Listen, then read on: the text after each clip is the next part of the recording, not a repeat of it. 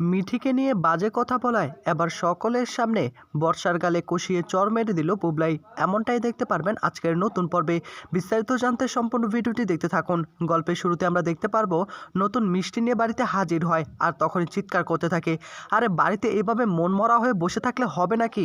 সবাই তো আনন্দ করতে হবে। আমি তো মিষ্টি নিয়ে এসেছি, কে কোথায় আছো? এক্ষুনি চলে আসো, এই নাও মিষ্টি খাও। নতুন তখন অয়নদীপকে বলে, আচ্ছা অয়ন, তোমাকে তো আমি বলেছিলাম বাড়িটাকে মাতিয়ে রাখবে, তুমি বাড়ির জামাই মানুষ, তাদেরকে নিয়ে একটু আনন্দ করবে না? তুমি যে কি করছো না।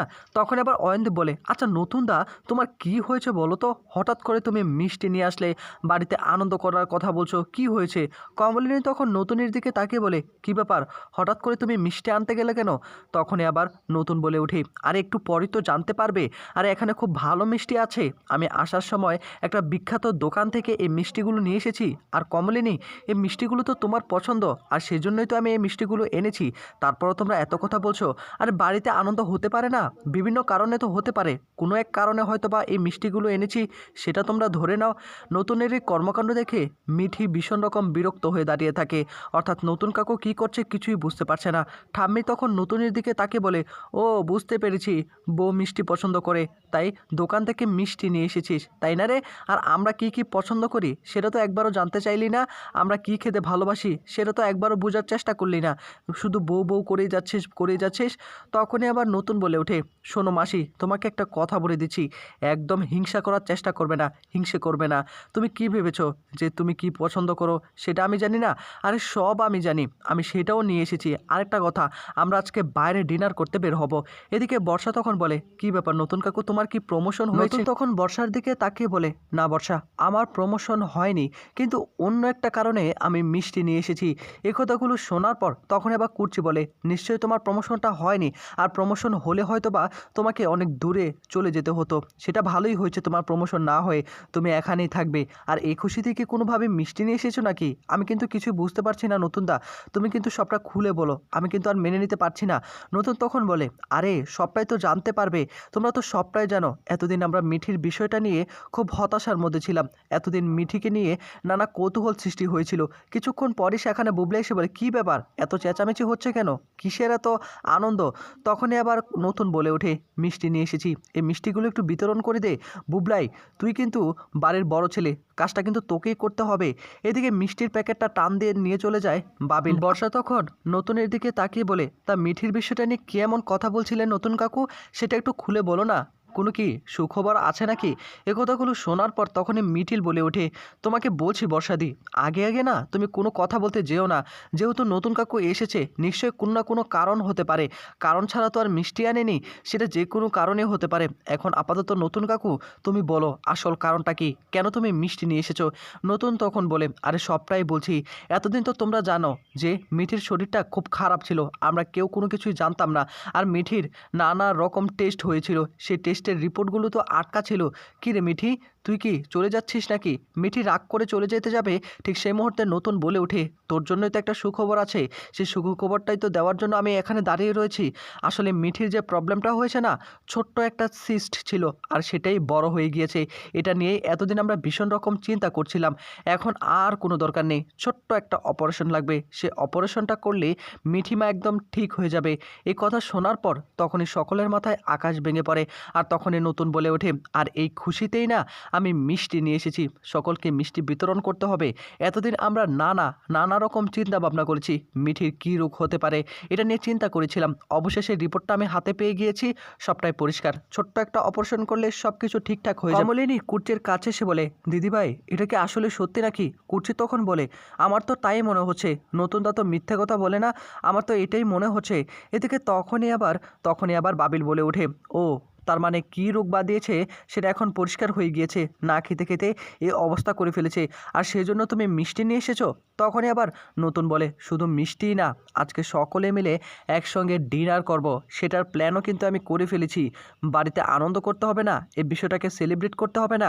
এদিকে মিঠি নতুনের মুখে এই কথাগুলো শোনার পর ভীষণ রকম খুশি হয়ে বলে, আসলে? নতুন তখন বলে, হ্যাঁ হ্যাঁ আসলেই, এতদিন তো আমার হাতে রিপোর্ট ছিল না, তাই আমি কোনো কিছুই জানতাম না, বুঝতাম না।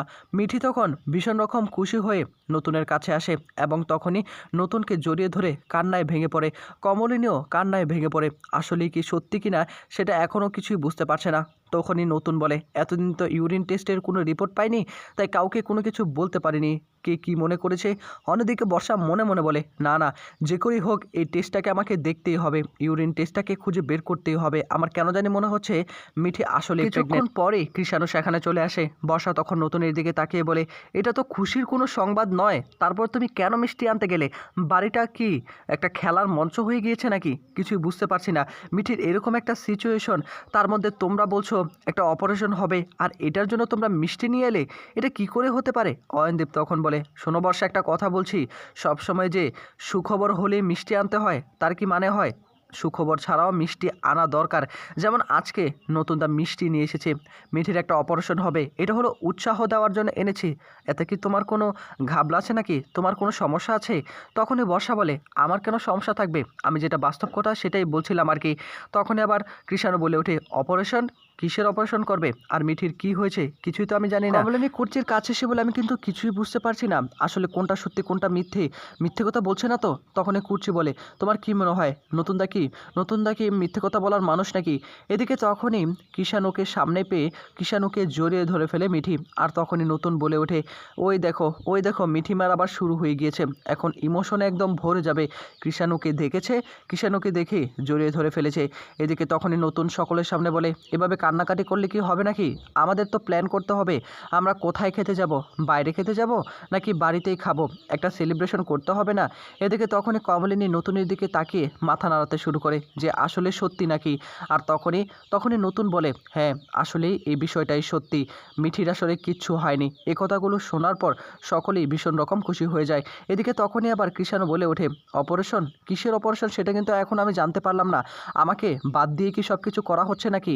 তখনই আবার নতুন বলে, আরে ওর তেমন কিছু হয়নি, একটা সিস্ট হয়েছে, সেটা বড় হয়ে গেছে, সেটা অপারেশন করতে হবে। তখনই কৃষাণু বলে, হ্যাঁ আপনারা তো আমাকে ভরসা করেনই না, আপনারা চাইলে কিন্তু আমার সঙ্গে কথা বলতে পারতেন, আমরা একজন ডক্টর রেফার করতে পারতাম। তখনই আবার নতুন বলে, এটা তুমি ভুল ভাবছো কৃষাণু, আমরা তোমাকে যথেষ্ট ভরসা করি। আমরা আমরা আসলে ভীষণ রকম চিন্তার মধ্যে ছিলাম, মিঠির কি হয়েছে না হয়েছে, তাই তো তাকে বিভিন্ন গাইনোকোলজিস্ট দেখিয়েছিলাম। আর আমি যার কাছে দেখিয়েছি না, সে খুব ভালো একজন ডক্টর। তুমি যদি চাও ওকে দিয়ে অপারেশনটা করিয়ে নিব, আর যদি তুমি বলো যে না, তোমার কোনো ভালো চেনাশোনা আছে, তাহলে তাকে দিয়েও করাতে পারো।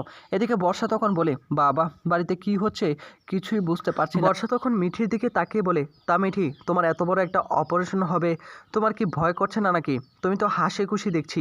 ঠাম্মি বলে, এইভাবে কেন বলছো? মেয়েটাকে সাহস জোগাতে হবে তো, সাহস না জোগালে কি করে হবে? সামান্য একটা অপারেশনই তো। মিঠি তখন বলে, না না, আমি ভয় পাচ্ছি না। আমি ভয় পাবো কেন? এখন যেহেতু আমি জানি আমার কী রোগ হয়েছে, এখন হয়তো বা আমার দুইটা অপশন থাকবে, হয় আমি বাঁচবো না হলে মরে যাব। এছাড়া তো আর বেশি কিছু হবে না। এখন যে আমি জানতে পেরেছি আমার ভেতরে কি হয়েছে, এটাই অনেক, এটা ছাড়া আর কিছুই না। এদিকে নতুন তখন বলে, মিঠি একদম এই কথা কিন্তু একদম বলা যাবে না, এটা কিন্তু কোনো সিরিয়াস কোনো অপারেশন নয়, এটা সামান্য একটা অপারেশন। ডক্টরের সঙ্গে আমি অনেকক্ষণ যাবৎ আলাপ আলোচনা করেছি। তা শোনো, তা বাইরে তোমরা কোথায় খেতে যাবে এর ডিসাইড করেছো? তখনই আবার কমলিনী বলে ওঠে, সেটা তুমিই ডিসাইড করো না, সকলে একসঙ্গে মিলে কোথায় যাবে খেতে আগে থেকে কিন্তু ডিসাইড করতে হবে, তা না হলে কিন্তু অনেক বড় বিপদ হয়ে যেতে পারে। অনেক খাবার দাবার রান্না করতে হবে সকলের জন্য, সেগুলো কিন্তু আমাকেই করতে হবে। বর্ষা তখন কমলিনীকে নানা প্রশ্ন করতে থাকে, মামুনি তুমিও এর মধ্যে এতটা খুশি হচ্ছ কেন? যেমন মনে হচ্ছে মিঠির অন্য কোনো কিছু হওয়ার কথা ছিল, সেটা পরিবর্তে এখন তার এই সিস্ট ধরা পড়েছে, এটা নিয়ে সেলিব্রেশন করছো। অন্য কিছু কি হওয়ার কথা ছিল? কুর্চি তখন বলে, আচ্ছা তুমি এত কথা কেন বলছো? হ্যাঁ, এরকম একটা দিনে সবাই আনন্দ করছো, তুমিও আনন্দ করো না? তোমাকে কে ধরে রেখেছে? শুধু শুধু বারবার একের পর এক কথা বলেই যাচ্ছ। এর মধ্যে বৌদির অনেক কথা মিস্টেক হতে পারে। অয়নদীপ তখন বলে, শোনো বর্ষা, একটা কথা বলে দিচ্ছি, তুমি যেভাবে একের পর এক প্রশ্ন করছো আর প্রশ্নের উত্তর দেওয়া খুব কঠিন হয়ে যাচ্ছে, যে প্রশ্নের উত্তর দিবে সেখান থেকে আরেকটা প্রশ্নের কিন্তু জন্ম হতে পারে। আমি তো উকিল, আমি কিন্তু খুব ভালো করে বুঝতে পারি। আর যে বেশি প্রশ্ন করে তার প্রতি কিন্তু আমার একটু কৌতূহল বেশি জাগে। এখন তুমি প্রশ্ন করছো, তোমার প্রতি কিন্তু কৌতূহল আমার বেশি জাগছে। আর একটু বেশি হলে কিন্তু আমি তোমার অতীতের সব কিছু একদম বের করে আনবো। বর্ষা তখন বলে, এইভাবে কেন বলছো? এভাবে তো বলার দরকার নেই।